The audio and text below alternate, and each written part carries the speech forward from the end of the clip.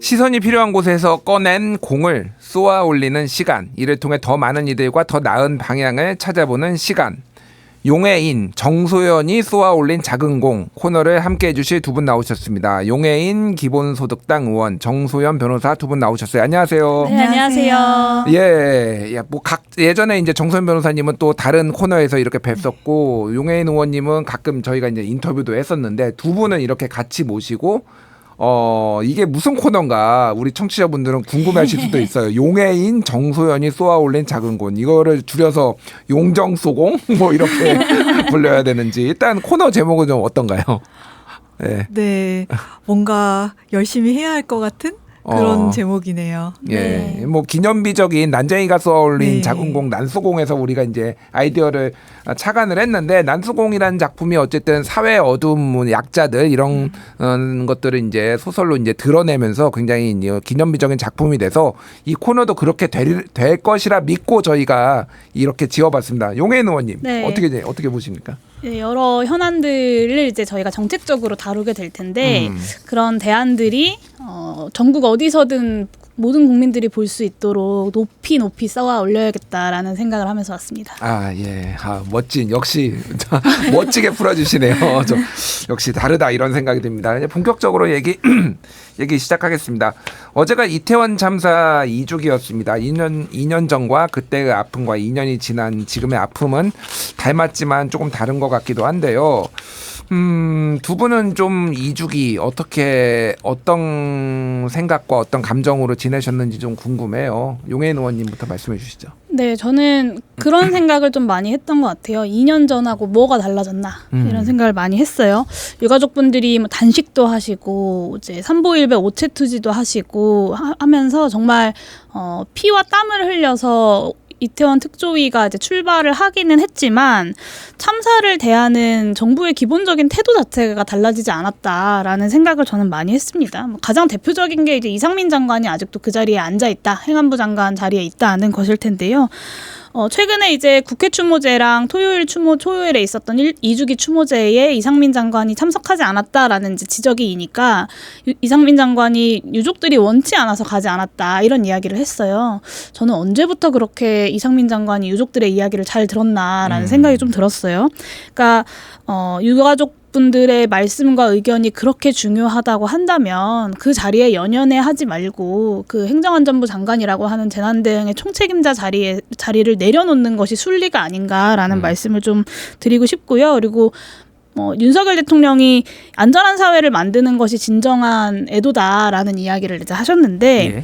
저는 더 나아간 진정한 애도 찾기 전에 인간으로서 기본적인 애도부터 좀 하셨으면 좋겠다. 유족들 만나서 위로하시고 미안하다고 사과도 하시고 이런 인간적인 도리부터 좀 먼저 하시면 좋겠다는 생각이 듭니다. 예, 뭐 지난해 1주기 때는 이제 윤석열 대통령 본인이 어렸을 때 다녔던 교회에 가서 이제 추모 예배를 드리기도 했고, 그런데 유족을 직접 만나서 좀 대화를 했으면 좋겠다 이런 취지의 말씀을 해주신 것 같고요. 정소연 변호사님은 좀 어떠셨습니까? 저는 일단 마음이 무거웠고요. 세월호 2주기 때가 생각이 되게 많이 났어요. 예. 그때 세월호 2주기 때 그때는 거리에서 보냈었는데 이렇게 대형 참사가 발생했을 때 2주기라면 사실은 시간이 꽤 지난 거잖아요. 그러니까 우리가 뭔가 해결된 것이 있는 상태에서 2주기 행사 같은 걸 할 때 해소되는 경험을 할 수 있으면 좋을 텐데 그때도 그렇지 못했었고, 이번에도 뭔가 해소되기보다는 겨우 이제 특조위가 생기고 하면서 정신을 바짝 차려야 되는, 출발해야 되는 입장에서 우리가 2주기를 맞이하는구나, 이게 좀 죄스럽기도 하고, 한편으로는 정말 뭐랄까 외면하고 싶어지는 타이밍이잖아요. 2주기라는 게 3년 탈상을 조금 앞두고 있고 하니까. 근데 그러지 말아야겠다라는 생각도 좀 더 하게 됐네요. 알겠습니다. 뭐 마음이 무겁고 특히 유가족들의 어떤 여전한 뭐 절규라든지 외침 이런 것들을 듣는 분들도 참 가슴이 아프다 이런 생각을 하실 거예요. 그런데 지금 소위 말하는 2차 가해가 지금 계속 이어지고 있다라는 건데, 피해자들에 대한 혐오와 조롱의 폭력을 행한 것들이 많다라는 거예요. 용해인 의원님 의원실에서 이거와 관련해서 좀 자료를 준비하셨다면서요? 네, 이제 저희가 경찰에서 그런 모욕 대해서 혹은 2차 가해에 대해서 좀 수사한 내용들이 있는가를 좀 들여다봤는데요. 지난달까지 이태원 참사 관련 그 피해자 명예훼손이나 모욕 등의 혐의로 접수된 사건이 43건이었습니다. 그런데 이 중에 검찰에 송치된 사건은 17건에 불과하다라는 것이 이번 자료로 좀 드러났습니다. 이게 그러니까 어떤 내용인 건가요? 그러니까 저희가 사실은 이거를 뭐 반복하려고 하는 건 아닌데 어떤 식의 2차 가해가 있는지도 저희가 좀 알 필요는 있을 것 같아요. 그러니까 좀 조심스럽기는 해요. 그러니까 가족분들이 이제 언론 예전에 이제 김민아 시의원이라고 기억하실 텐데 예. 이제 경남의 한 지자체 시의원이 이제 SNS에 뭐 이렇게 땡땡파리 뭐 이런 이제 표현을 썼다가 이제 난리가 났어요. 근데 예. 그 어떤 정치인의 SNS 글을 그대로 언론에서 싣는 것조차도 이제 가족분들 입장에서는 너무나 잔인하게 느껴지는 거예요. 그러니까 예. 그냥 보도라고 하지만 가족들의 입장에서는 그거를 날 것 그대로 또 언론에서 다시 목격해야 되는 것들이 또 힘든 이제 시간들을 보내게 되는 거죠. 그래서 좀 조심스럽기는 한데요. 뭐 그렇게 대표적으로 그러니까 유족들이 이제 죽은 가족을 이용해서 뭔가 돈을 벌려고 한다라거나 예. 혹은 왜 그 할로윈에 왜 갔냐 간 사람들이 잘못이지 혹은 뭐 마약을 한 거 아니냐 뭐 범죄에 연루됐던 것이 아니냐 혹은 심지어 국회에서도 나왔던 이야기인데 어떤 참사와 관련된 음모론들을 이제 이야기하면서 뭐 각시탈을 쓴 2명의 청년이 뭐 이렇게 참사를 유도했다 이런 이야기들까지도 예. 많이 있었죠. 네. 그러니까 뭐 대표적으로 자기들이 놀러 간 건데 왜 이거를 국가가 놀러 갔다가 죽은 건데 왜 국가가 책임져야 되냐 이런 거는 아직도 여전히 보면 네. 댓글들에 지금 많이 나와 있는 것 같습니다. 그러니까 이게 세월호 참사 때도 뭐 비슷한 패턴으로 많이 있었던 것 같아요. 세월호 유가족들이 돈을 많이 요구를 했다. 그런데 그런 거를 실제 요구한 적이 한 번도 없었거든요. 정치권에서 자기들끼리 논의를 또 했던 부분이 있는데 그거를 마치 유가족들이 이제 요구를 한 것처럼 이렇게 뒤바꾼다든지 뭐 이런 식의 이제 가해들이 좀 있었던 것 같아요. 근데 이게 이제 보면은 용해인 의원실에서 조사한 거를 보면 어쨌든 이게 소위 말해서 이제 사법 처리 어쨌든 이런 거 되는 비율이 굉장히 낮은 것 같아요, 변호사님. 이거는 좀 어떻게 봐야 되나요? 일단 이런 사건들의 소위 말하는 악플 2차 가해는 정보통신망법상 명예훼손 아니면 모욕 이렇게 되고 이 드물게 이태원 참사에서도 그런 경우가 있고 성폭법에 해당하는 경우들이 있어요. 너무나 이제 성적으로 모욕감을 느끼게 하는 내용이 되면. 근데 명예훼손이랑 모욕은 일단 반의사 불벌죄라서 본인이 고소를 해야 돼요. 예. 만약에 사자 명예훼손이면 유족이 고소를 해야 되거든요. 그러면은 피해자들이 이것에 노출되어서 직접 고소를 다 하고 그 다음에 경찰 조사를 받는 과정을 거쳐야 되기 때문에 그것 때문에 일단은 고소가 굉장히 어렵고 고소를 다른 사람이 하거나 아니면 이렇게 고소를 했는데 도저히 힘들어서 못하겠다 이렇게 하면은 그냥 아무 처벌도 받지 않게 되거든요. 예. 이렇게 되는 문제가 좀 있죠. 그렇군요. 그러니까 유가족들 중에서는 적극적으로 법적 대응을 하겠다라고 의지가 있으신 분도 있지만은 또 이것도 괴로운 거죠. 그러니까 이거를 그렇죠. 다시 상기하는 것 자체가 피해자들이 직접 그 댓글들을 찾아다니면서 보고 수집해야 되기 때문에 사실은 쉽지는 않죠. 그러니까요. 그래서 2차 가해를 겪으면서 유가족들이 외부 활동에 두려움을 느끼고 있다. 뭐 이런 언론 보도도 있습니다. 그래서 이병철 한림대 정신건강의학과 교수 같은 경우에는 참사 피해자나 유가족은 외부에서 오는 공격을 일일이 방어할 수 없는 상태고 그리고 뭐 인지 왜곡이나 이런 것들이 좀 발생할 수 있다. 이게 그러니까 나에 대한 뭐 좀 더 죄책감 이런 것들이 좀 커질 수 있다라는 건데 지금 정부 차원에서 이런 것들을 조금 유가족을 위한 프로그램이나 지원책이 좀 어떤 게 마련돼 있나요, 의원님? 그러니까 저는 여러 이제 물론 프로그램들이나 지원책 뒤에서 좀 말씀드리는 것으로 하고 이게 기본적으로 정부가 참사를 대하는 태도가 모욕해도 괜찮다. 우리는 이 참사를 별로 중요하게 생각하지 않는다라는 것을 모든 국민들이 다 목격하고 있기 때문에 이런 2차 가해성 악성 댓글을 다는 사람들이 우리도 그렇게 해도 괜찮다라는 시그널을 저는 받고 있다고 생각합니다. 그러니까 뭐 반의사 불벌죄 때문에 그렇다라고 경찰이 해명하기 이전에 사실 정부가 분명한 애도와 공감의 태도를 보였다면 저는 모욕과 조롱의 어떤 양 자체가 달라졌을 거라고 생각하고요. 예. 그리고 물론 그래도 이제 악성 댓글을 다는 사람들이 있을 수 있지만 유족들이 느끼기에 정부의 그런 든든한 태도가 어떤 심리적인 버팀목이 되었을 거고 예. 그렇다면 2차 가해가 벌어졌을 때의 피해도 훨씬 더 줄일 수 있었을 거다라는 부분을 좀 반드시 지적해야 될 것 같고요.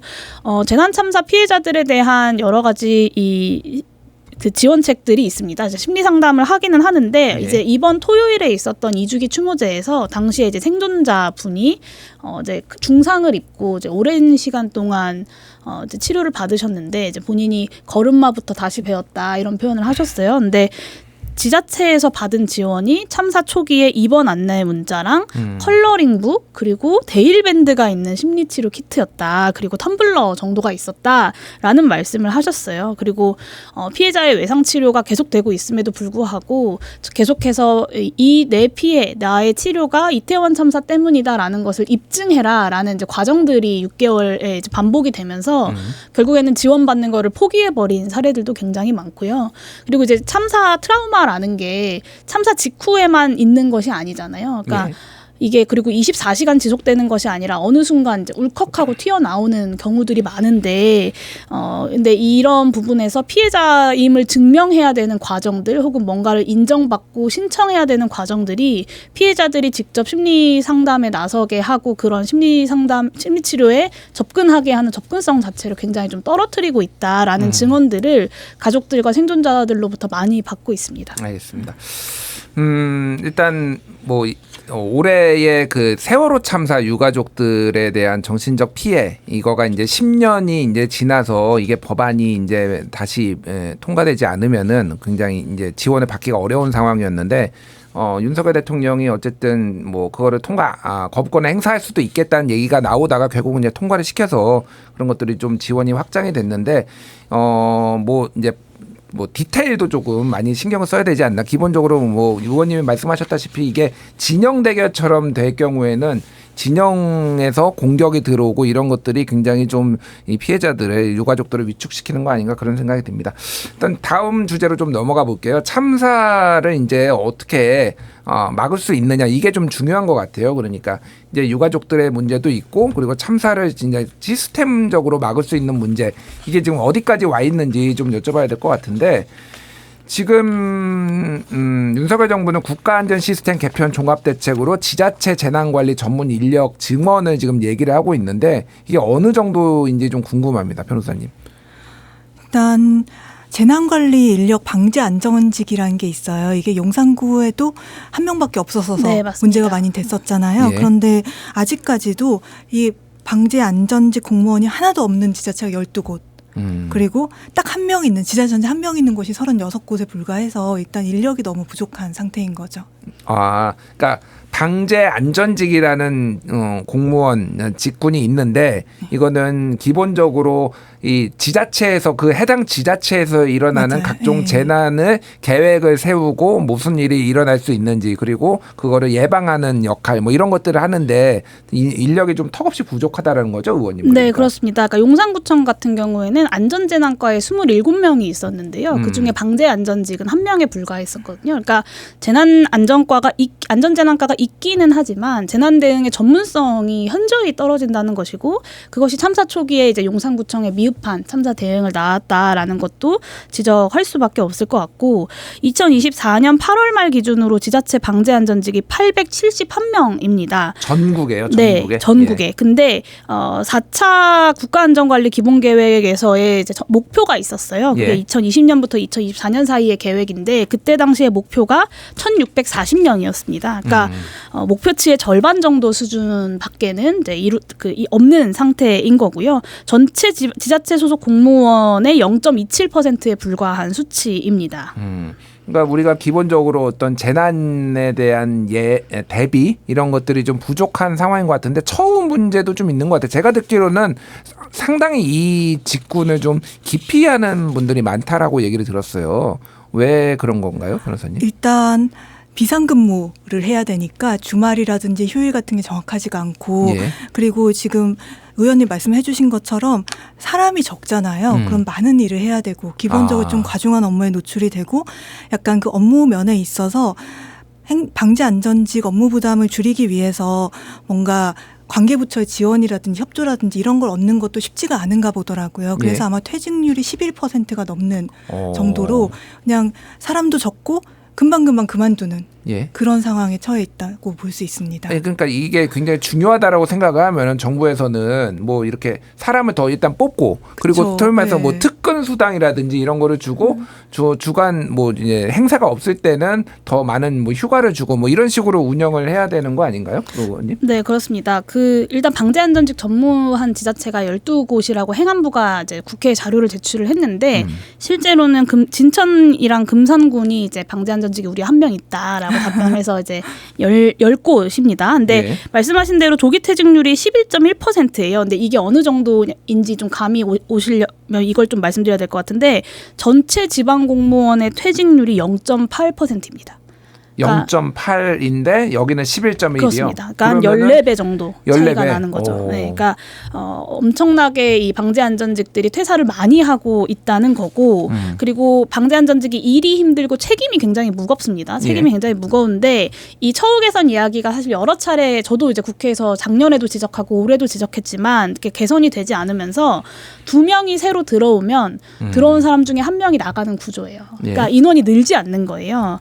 그런데 지자체에 왜 방재안전직을 안 늘리냐, 뭐가 문제냐라고 물어보니까 행안부 지침이 문제다라는 답변들을 합니다. 그러니까 정원은 2022년 수준에서 계속해서 동결하고 있고요. 그리고 신규 행정 수요는 증원하지 말고 기존의 인력을 재배치해서 써라 이런 예. 지침을 내리고 있어요. 그러니까 쉽게 얘기하면 나라에 그 돈이 없고 지방자치단체에 줄 돈이 없으니까 재난 전문 인력은 확충하라고 말은 하면서 실제로 확충할 수 있는 정원이라거나 예산들을 충분히 배정하지 않고 있는 문제가 있는 거죠. 근데 제가 국감하면서 이 방재안전직 분들의 연락을 굉장히 많이 받았어요. 너무 예. 힘들다라는 연락을 많이 받았는데 근데 이분들이 대부분 그러니까 인력 자체가 굉장히 적어서 소수인데다가 직급도 굉장히 낮아요. 그래서 네. 어떤 정치적으로 강한 목소리 혹은 집단적인 목소리를 내는 것에서 굉장히 어려움이 많고 그중에 좀 충격적이었던 건 행안부 담당자가 이번에 국정감사에서 지적이 돼도 적당히 답변할 거니까 큰 기대하지 말아라 어머. 라고 했다고 합니다. 그러니까 그런 제보를 제가 받았어요. 그러니까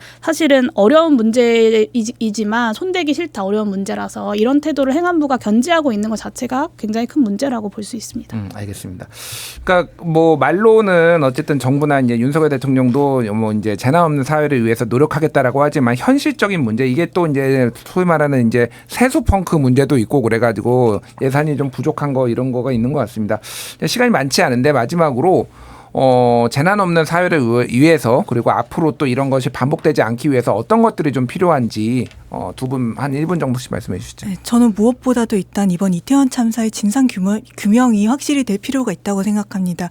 사실 서울 도심에서 납득할 수 없는 사고가 일어났잖아요. 근데 이 사고가 왜 일어났고 사고 당시에 무엇을 예방할 수 있었고 그리고 사고가 난 다음에 우리가 어떻게 해야지 이런 사고를 거듭 겪지 않을 수 있는지에 대해서 확실하게 알아보는 것이 정말로 중요하고 그것이 우리가 소위 말하는 재난 없는 사회로 가기 위한 굉장히 중요한 한 걸음이 될 거라고 생각을 합니다. 예, 알겠습니다. 네. 용혜인 의원님. 재발 방지를 한다는 건 그러니까 단순하게 사람이 많이 모여서 사고가 났다라고 해서 인파 관리 대책만 세우는 것이 아니라 그러니까 평상시에 우리가 뭐가 부족했는지 그리고 참사 당시에 뭐가 부족했는지 참사 이후 수습 과정에는 무엇이 부족했는지를 총체적으로 재구성해서 여러 가지 대책들을 총괄적으로 세우는 것이 이제 재발 방지 대책일 겁니다. 근데 지금 윤석열 정부에서는 굉장히 단순하게 뭐 크라우드 매니지먼트가 중요하다 같은 이야기만 하고 있어서 사실 제발 안전한 사회를 만드는 것이 참 요원하다라는 생각을 하는데요. 그런 의미에서 변호사님 말씀하신 것처럼 이태원 특조위가 참사를 총괄적으로 재구성해내는 것 그것을 통해서 우리가 더 안전한 사회로 가기 위한 여러 가지 대책들도 더 디테일하게 세워나갈 수 있을 것 같습니다. 예, 우리가 오늘은 이제 특별조사위원회 얘기는 못했는데 다음에 기회가 되면 한 번 더 얘기를 하도록 하고 얼마나 이제 예산과 이런 지원들이 정부에서 하는지를 저희가 살펴보도록 하겠습니다. 자, 공감 칼럼 용혜인 정수연이 쏘아 올린 작은 공 오늘 첫 시간 함께했습니다. 두 분 감사합니다. 네, 감사합니다.